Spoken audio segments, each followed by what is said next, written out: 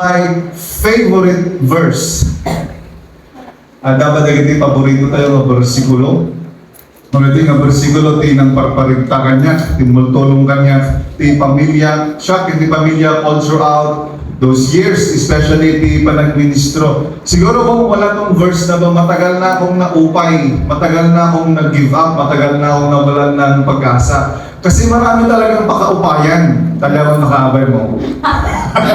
Ano ba talaga marami talagang pwedeng pakadismayaan, pakadiscouragean, especially sa walk of faith natin. Pero buti na lang may mga salita ng Diyos na pwedeng magpalakas sa atin, umdas manan, tapos tigas matapik ka, malagit mo, tutuloy ka manan, nag-serve ginayaan ko Diyos. Nag-sermon ko na to noon, pero if there's one message that we really need to think about it over and over again, hanggang sa maitukit, ma-engrave sa ating puso. Dito ko mga mensahe. I'm really praying that we will remember this sermon all throughout the years of our lives. Kaya doon na tumakdar na amin kakamsa. Masaragan iti libro ti Hebrew, chapter 12, verses 1 to 4. Can we read it all together? Kunanga dita? Therefore, since we also have such a large cloud of witnesses surrounding us, let us lay aside every weight and the sin that so easily ensnares us, and run with endurance the race that lies before us, looking unto Jesus, the author and finisher of our faith, who for the joy that lay before him endured a cross and despised the shame, and has sat down at the right hand of God's throne. For consider him who endured such hostility from sinners against himself, so that you won't grow weary and lose heart. In struggling against sin, you have not yet resisted to the point of shedding your blood. Dito ken managparabor nga Dios. Yaman kami apo ta nabaalan mi nga ang may makipagmaymay sa nagdayaw ken ka. Itilikutan apo Dios ti adu nga bagyo mamumay iti dagami. We thank you for we are still standing, worshiping, praising, and thanking you. Lord, we thank you for this time that we can ponder on your words. Ibigyan mi apo Dios nga saan mi nga maawatan dagitoy no awan ti Espiritu Santo nga mangipalawag kada kami. That's why we ask you, dear God, to soften our hearts. We ask you, dear Lord, to teach us this time of your words, your ways, and your will. Kat si kaapo Diyos ti mapadayawan iti daytoy nga lugar. We worship no other God, we glorify no other name but you alone. Kat si kakadi apo Diyos nagtultuloy nga bendisyon, pura ti panakaiburay na iti nga sasaw. In Jesus' name I pray. Amen and amen. To God I am looking unto Jesus. Pakisabi sa katabi, looking unto Jesus. Ngakikitanan tayo, niya po tayong Heso Kristo. No, pamati lang, pag pananampalataya lang ang pinag-uusapan, dapat si Heso Kristo lang ang tinitignan natin. Amen. Amen. Amen. Pakisabi nga po sa katabi, huwag akong tingnan mo. Ang nagpamati lang din pagdutungtungan, tao tigit-kitam, nilakay mo tigit-kitam, ni bagat mo tigit-kitam, ni pastor, tinakabundasyon, ni pamatin, delikado kabsat. Kung sa bagyo ka nakatingin ng iyong pananampalataya, napakadaling mawalan ng gana, napakadaling sisihin ang Diyos. Sino may kontrol ng bagyo? Di ba ang Diyos? Bakit na bagyo yung mga pananim namin? Napakadaling sisihin ng Diyos kung ang pananampalataya mo ay nakasentro lang sa bagyo. Napakadali din mawalan ng ganas, kumbaga, gana na magsilbi, kung ang pananampalataya mo nakatingin sa tao. Kasi every one of us, we have our own weaknesses, we have our own frailties, we have our own backgrounds na hindi naman magandang ikwento. Hindi ko alam kung meron sa inyong proud ikwento ang mga nasasaon na naglabas ni Biagyo. Malala naman yung ano. madadagsen, yung mga hindi magandang pangyayari sa ating buhay. Kung sa problema lang nakatuon, kung sa kakulangan, kasakitan, kamatayan, kung sa utang mo lang nakatingin ang iyong problema, baka matagal ka nang hindi nagpatuloy sa iyong pananampalataya. You know, but nowhere in the Bible we were called to look up to the things of this world. Ibagbaga ni Biblia, we look only to Jesus, the author and finisher of our faith. Amen. Kasama to sa prayer ni Brother Bernard kanina, we look up to you, Jesus, the author, finisher of our faith. Sabi sa verse 1, since we are surrounded by so great clouds of witnesses, alam mo nung dinicide mo na maging Kristiyano ka, marami nang sumipsipot sa'yo. Mag-iilokan ako, Brother Andrew, para may ma-pick up ka. Ikaw si Brother Marlon, magaling na siya ngayon. Noong nag-decide ka na maging Kristiyano ka, seryosohin ko nga maging Kristiyano, maraming tumitingin sa'yo. You are surrounded by so many people. They are waiting for you to fall down. Hinihintay ka na manghina, hinihintay ka na agkapoy, agsanod, anumang sipsipot ka, o urayin na ka nga maupay. Kung may bagang tangabay mo, di nagtupulos, mauray. Statement of kanya, conviction. Anak ka mauray, agsanod kinahapolos. Sabi niya sa verse 1, verse 2, let us run the race with endurance. Let us lay aside every sin. Let us look only to Jesus. Amen. Pero alam mo, on the other hand, kung ang faith mo ay naka-base lang din sa mga blessings ni Lord, kung ang faith mo naka-base sa karangyaan, kagandahan ng buhay, sa kalakasan, sa kalusugan, delikado rin yan. Sabi ng kanta na favorite na kantahin ni Darwin noon, oh, how quickly life can turn around. How quickly life can turn around in an instant, sabi niya. Paano kung nagkasakit ka? Wala na yung pananampalataya mo. Paano kung namatayan ka, nawalan ka, naubusan ka? Kaya sabi sa verse 2, Jesus endured the cross, despising the shame. Sa verse 3, He endured hostility, kinaranggas na iti managbasol. Inintura natin kinaranggas na iti managbasol. Kaya kung na pa niya, verse 4, haan mo pa yun na padas, iti nagdagdara. Gaputi pa nakitanganan mo din basol. You have not yet resisted sin to the point of shedding blood. But Jesus Christ, inintura na, aging gana nga nagbaligi. That is why, looking only to Jesus, the author and finisher of our faith. Palakpakan tayo na po. Hallelujah. Glory to God. May tatlong katotohanan tungkol kay Kristo na gusto kong i-share sa ating lahat na ito. Part 2 na ito. Kung hindi ako nagkakamali, na-share ko na noon ng looking unto Jesus because He is the perfect example of humility, the perfect example of love, the perfect example of perseverance. Yun natin yung first part 1 ko noon, kung naaalala nyo ang mga sermon ko. Part 2 na ito, looking unto Jesus. Number 1, because Jesus Christ is our firm foundation. Amen. Iso natin karga, pundasyon tayo, saan nga magaraw.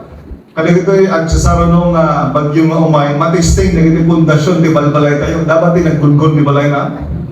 Matisting, nagiti pundasyon, di balbalay. Pati nga mga kahoy, hindi masyado dito, pero manood ka. Tignan mo sa Batangas, tignan mo sa Bicol, tignan mo sa Santa Ana.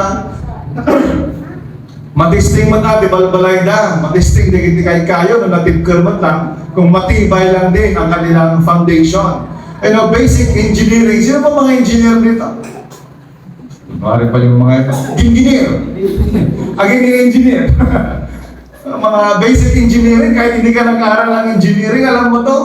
Kapag lupa o kapag sand nakapatong ang bahay mo, siguradong matutumba yan pag may darating na malakas na bagyo. Pero kung matigas yung foundation, nakatugkulang di balay, bato, nupila, tapos na isimi-siming tupay, tapos naunag pa yung pundasyon na, narigat gamagaraw. Kaya mamantakaban mo nung narigat nga magaraw. Narigat nga matuling pastor. Narigat nga magaraw. So, may parable si Jesus tungkol dito. Sa Matthew chapter 7 verse 24 to 27, may parable si Jesus Christ. I will show you a wise man. Wala na. Basahan kayo, wala na rin tayo. Therefore, Everyone who hears these words of mine and acts on them will be like a sensible man who built his house on the rock. The rain Rain fell, the river rose, and the wind blew and pounded that house. Yet it didn't collapse, because its foundation was on the rock. But everyone who hears these words of mine and doesn't act on them will be like a foolish man who built his house on the sand. The rain fell, the rivers rose, the winds blew and pounded that house, and it collapsed. And its collapse was great. Kita yun? Ang susunod na ako sa basic engineering. Ang bahay mo nakapundasyon sa bato, hindi matitinag yan, hindi yan magko-collapse. But if it is founded on a sand, it will surely fall. Anya wano sino pinakapundasyonan ti pamati tayo. Simple lang ang pananampalataya sa Diyos. If your faith is not secured on Jesus Christ, the chief cornerstone, the firm foundation, it will surely or eventually fall. No saan nga Yesu Kristo, pinakapundasyonan ti pamating, darating ang panahon, matutumba ka. You know, today Pilipinas, geographically, daanan talaga tayo ng bagyo. Nag-average ata tayo ng 15 typhoons per year. Next year, magro-rotate na naman, mag-start na naman sa letter A. Next year, ganun na naman. And we are very prone to landslide, mudslide, tsunami, earthquake, gravity, baha. At kung mahina ang loob mo at pananampalataya mo, mapanghihinaan ka talaga. Pero pakisabi nga sa katabi, magpakalakas-lakas ka. Magpakalakas-lakas ka. Sabi sa, binasa natin, sa the wind, the rain, the flood beat on that house. Medyo matitipondasyon na, great was its fall.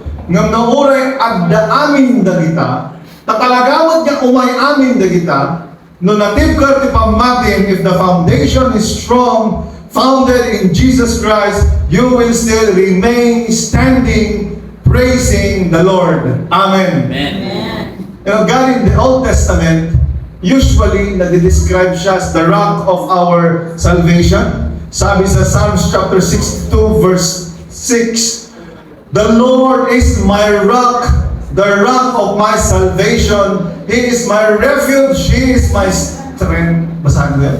Basahan mo yan? Wala nalanta? He alone is my rock and my salvation, my stronghold. I will not be shaken. Verse 27, verse 7.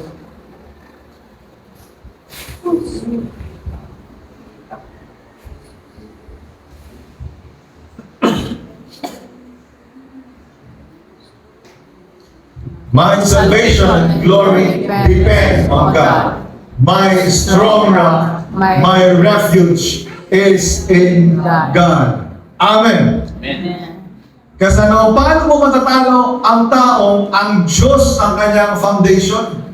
Paano mo mapapatumba ang taong nakadepende sa Diyos? Sa Diyos ang kanyang kalakasan, si Lord ang kanyang defense. But Jesus Christ is our firm foundation. At na nakapundasyon, di pamati tayo kingkwa na mura at talaga di panubok mamay, agbaligi tayo tulad ka. Amen. Walang pakabay mo, agbaligi ka. Hallelujah. Looking at the Jesus, because He is the firm foundation. Number 2, we look only to Jesus because He is our fruitful vine. May sinabi si Lord sa John 15 verse 5. Grabe ito. I am the vine, you are the branches. you can do nothing apart from me. Grabe yung statement yun. Siya ti poon ti ubas, na kayo ti branches, awan maramid nyo. Nohaan kayo, nohaan yung nabukan niya. You cannot bear fruit. There's nothing you can do apart from me. Basta grabe yung statement dito. Nung naisinap ti isa nga ito poon, sinap ni Ramon, tanggalin mo sa trunk, it will eventually die. Same is true kapag ang isang tao ay namumuhay malayo sa Diyos. If you are separated from Jesus Christ, you are spiritually dead. You can have everything in this world. Mabalin, pwedeng meron kang money, you have luxury, you have fame, you have beauty. But if you are not connected to the vine, the source of all life, you are spiritually dead. Amen. Pakihawakan nga po yung katabi kong buhay pa.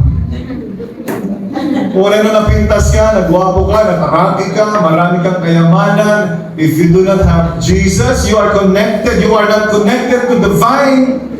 You are spiritually dead. Pwedeng agpamarang na parang buhay na buhay ka. But inwardly, you are spiritually dead because you are not connected to the source of life. You are not connected to Jesus Christ. That is why looking unto Jesus alone. Because it is true that without Him, there is nothing good we can really do. Amen. You cannot bear good fruits. In our own capacity, in our own human flesh, carnal flesh, born in sin, with human nature of sin, we cannot do it on our own. Kung ang kagustuhan ng flesh na ito, gusto niyang magkasala, gusto niyang layuan mo yung misis mo, gusto niyang you abandon your family, ang kagustuhan ng flesh, gusto niyang magrebelde sa Diyos, gusto niyang magsinungaling, gusto niyang agpalangguan, yun ang kagustuhan ng flesh. Kaya nga, ang hirap kung sarili mo lang, kung trying hard ka lang to produce the fruit of the Spirit in you, mahirap. Kahit yung mga strict Israelites ng panahon ni Moses, who are strictly following the laws of Moses, alam mo kung ano ang verdict ni Lord sa kanila? Sinners. Romans chapter 3, verse 10 to 20, stricto na ito amang susunod tilintag ni Moses. Pero ang sabi ni Lord sa kanila, as it is written, there is no one righteous, not even one. Kasi at dala na di pagkurangan na. If you cannot keep the whole law, and you transgress in one, even in the smallest law, ang tawag sa iyo, transgressor of the law. Basahan tayo ang amin pinana. There is no one who understands. There is no one who seeks God. All have turned away. Together they have become useless. There is no one who does good. There is not even one. Their throat is an open grave. They deceive with their tongues. Vipers' venom is under their lips. Their mouth is full of cursing and bitterness. Their feet are swift to shed blood. Ruin and wretchedness are in their paths. And the path of peace they have not known. There is no fear of God before their eyes. Now we know that whatever the law says, it speaks to those who are subject to the law, so that every mouth may be shut and the whole world may become subject to God's judgment. For no flesh will be justified in His sight by the works of the law. For through the law comes the knowledge of sin. Nusurot na dilintag ng awan, oray mahisa kadagwada, ti talaga nga naka-perfect. Alam nyo, naka-perfect lang ni Yesu Cristo. Kaya nung tinanong ni Jesus Christ sa mga Pharisees, sino sa inyo ang walang kasalanan? Pharisees mga yan, ang mga strict followers of the law of Moses. Sinong sa inyo ang walang kasalanan? Siya ang unang pumulot ng bato at batuhin nyo ang nagkasalanan ito. Walang naglakas ng loob sa kanila. Because every one of them, they were convicted of their sins. Ang meron ng karapatan na magbato sana sa babaeng yon, si Yesu Cristo. Pero hindi niya siya binato. Amen. Now, sabi ni Lord, by the works of the law, no flesh can be justified. Amen. Hindi mo kaya, uray karigatan, yung personal effort mo, wala yan. Kaya nga, ang remedy ni Lord, we need to be born again, hindi religion na born again, but born in the Spirit. At nangyayari lang ito when you are attached to the vine, you put your faith in Christ alone. Amen. Amen. It is only then that we can bear the fruits of the Holy Spirit na sinasabi ni Brother Ricky, na matatagpuan sa Galatians chapter 5 verse 22. The fruit of the Holy Spirit is love, joy, peace. Patience. Lahat mo lang kalalakihan. Basahin po natin to. Sabi dito, but the fruit of the Spirit is love, joy, peace, patience, kindness, goodness, faith, fullness. Kailangan na natin bumili ng bagong laptop para mapabilis. Patuloy na. Gentleness, self-control. Against such things, there is no law. Amen. You know, God is the source of all goodness. Kat no, konektado ka kay kuana, kat mabalin ka matangag bunga, it is only then that you can bear these fruits of self-control. Amen nga na self-control na, para naman di amen. Amen. This fruit of amen? Bakit may gano'n?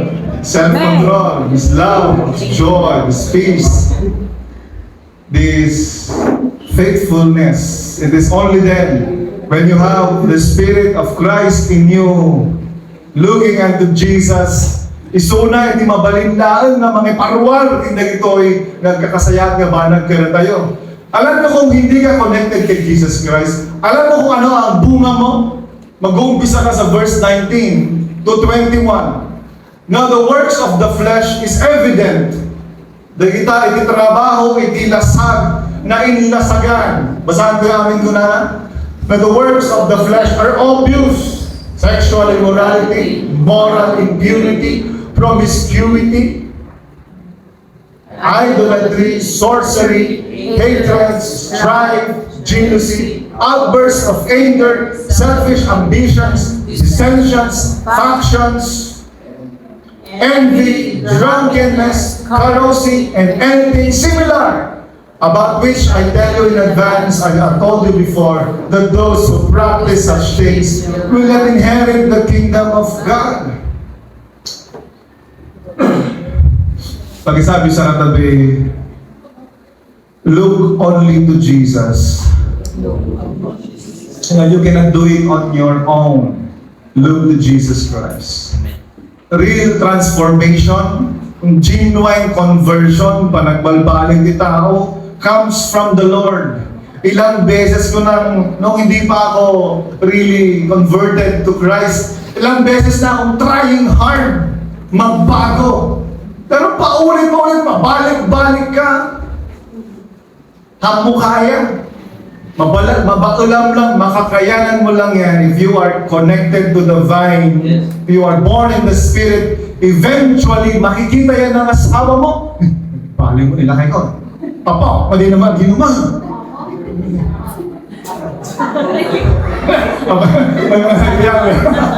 Apa, habang nga, gumundan. Kasi hindi ka nakahay-hay pa nila eh.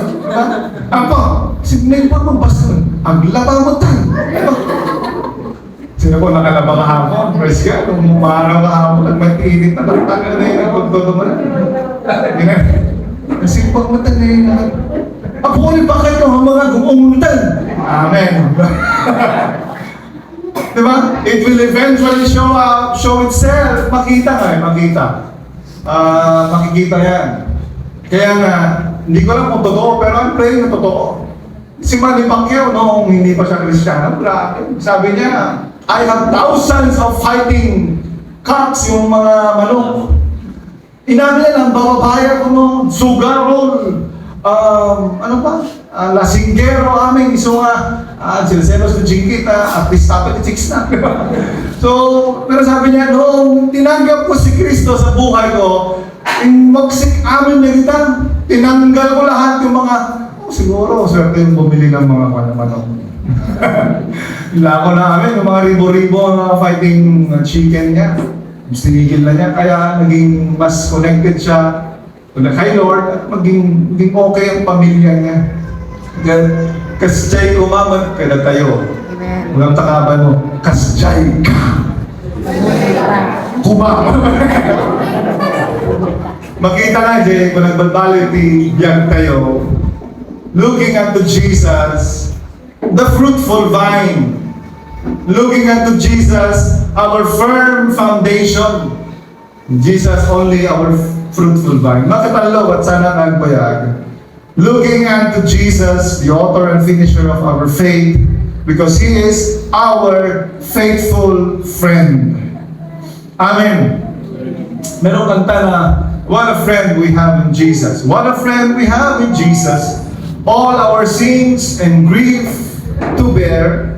What a privilege to carry everything to God in prayer. This is really amazing. Jesus Christ is not only our Savior, hindi lang siya tagapagligtas, hindi lang siya Master, hindi lang siya Diyos, hindi lang siya King, He is also our friend. Eh, tama yung pinapakanta ni Levi kanina, I am a friend of God. He calls me friend. Amen. Parang hindi kayo convinced. May sinabi si Lord John chapter 15 verse 15. Binabasa na tagot mo. God has battle. I no longer call you servants because a servant doesn't know anything about his master's affair. I have called you friend because I have revealed to you the kingdom of God. Bas, drunkenness mo na. Basahan ko namin kakabsat ko na na. I do not call you slaves anymore because the slave doesn't know what his master is doing. I have called you friends because I have made known to you everything I have heard from my Father. Amen. Amen. Ang maganda pa, you did not choose me, sabi sa verse 16, but I chose you. Siya, tinapili ka na kayo, ang balin ko na kayo magayon.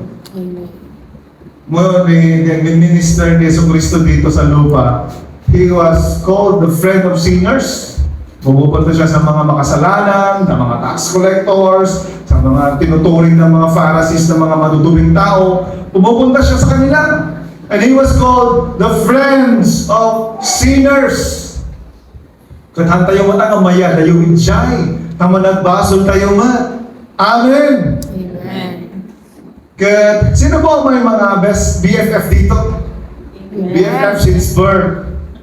Baka mga kaibigan. May mga friends kayo. You know, I grew up having friends beside me nga naranasan mi magkakasama sa hirap at ginhawa, in safety and in danger. You know, even parang matuturing mong even more than brothers. Kasi pati toothbrush naghihiraman kami. Pati brief minsan naghihiraman kami. Pero nung nag-umpisa na sila magkaroon ng butterfly, eh, sabali naman itong bagay yun pala ng brief yun. Naging dyan, hukage lang, di makaawat dyan. Nung makunat na, nagkaroon ako ng mga kaibigan who would trade their lives to yours. At makunat na nag-asat takla unay, taadadagiti gagayam ko, in which I can look up to them, not only in times of needs, hindi lang sa pangangailangan, but also as a source of joy, a source of strength, a source of security. Kaya tao pa lang ni Jai, mga tao pa lang yun. How much more nung ni-apple Diyos kaya sa different tayo? How much more nung ma-discover mo na friend ka pala ng Diyos, friend mo pala si Jesus Christ. Amen! Amen. Napakalaking katotohanan ito. Pero friend respected friend. Si Jesus Christ, ang mga ipaalam mo ka, di ka ba naman sa kinagamblang. Nabali nga tongtongan. Friend, iso na.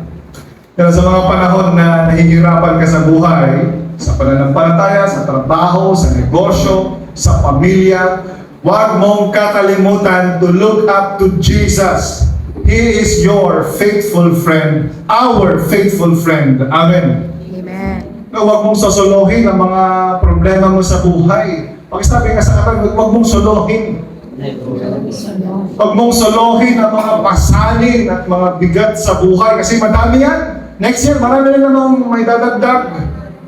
We have a friend, we can run to Him. Sabi nga ni Jesucristo, "Come to me, all who are heavily laden, all who are weary and heavy laden." Lumapit kayo sa akin, ni-invite ni Lord. Pero ng kaibigan, Matthew chapter 11, verse 28 to 30. May kayo kanyang na kayo ang madagdag sinan kin marigligatan, and I will give you rest. Napakabuting kaibigan. Amen. Sabi niya, basahin tayo amin kakabsahan ko na "Come to me, all of you who are weary and burdened, and I will give you rest. All of you, take my yoke and learn from me, for I am gentle and humble in heart, and you will find rest for your yourselves. For my yoke is easy, and my burden is light." Pakisabi sa katabi, Jesus is your best friend. He is our greatest comforter, greatest encourager. He alone can lift you up. He alone can give you strength. May mga times sa buhay mo managsinaanak mo uray sa pagiging tatay, pagiging talaga, di pa naging baling ng asawa, okay lang din. Pero mong yung pada times mga madagsinan ka mo no, dumaan sa saruno. May mga times na nabibigatan ka. May mga times naman na you cry out to the Lord, you pour out your heart to Him. Hindi ko alam kung naranasan yon, mabang-aharan ka Minsan hindi nawawala yung problema, pero gumagaan ka. Hindi yung lutang Gumagaan yung the way you handle the situations in life. Parang nagiging clear-minded ka. Gumagaan yung you handle the situation. Hindi yung ang bigat ng hinga mo, ang bigat ng paglakad mo, ang bigat ng buhay mo. You know, every one of us, kailangan natin ng kaibigan. We need a friend. Pagkasabi sa katabi, kailangan mo ng kaibigan, kapatid. Katahan lang basta tao. He is our King, He is our Lord, He is our Savior. He is also our friend. Jesus Christ, the author and finisher of our faith. You know, si Jesucristo, nagtagumpay sa lahat ng dagok ng buhay. That is why looking unto Jesus. Binabasa ko ang Book of Luke. Natatawa ako kasi nung nag-fast si Jesus ng 40 days and 40 nights, tinempt siya ng demonyo. At yung last verse niya, noong wala nang maisip na temptation si Satan, iniwan siya. Parang ganun yung kanya, awanan, di mapanunod na pang-tentar. Tapos tikas na give in Jesucristo, iniwan siya ni Satanas. Anak kaya. Hindi niya nakayanan. Jesus won over every temptation. He even won over death and the grave. Nagbaligin ni Apo Diyos from blasphemy. Nagbaligin ni Apo Diyos from the way. Nagbaligin na iti cross. Napagbaligin namin. So looking only to Jesus, the author and finisher of our faith. Amen. Amen. We look only to Him because He is our firm foundation. When it comes to fruitfulness, He is the fruitful vine. When it comes to our companionship, He is our faithful friend. Dumatag na naman tayo. Come on.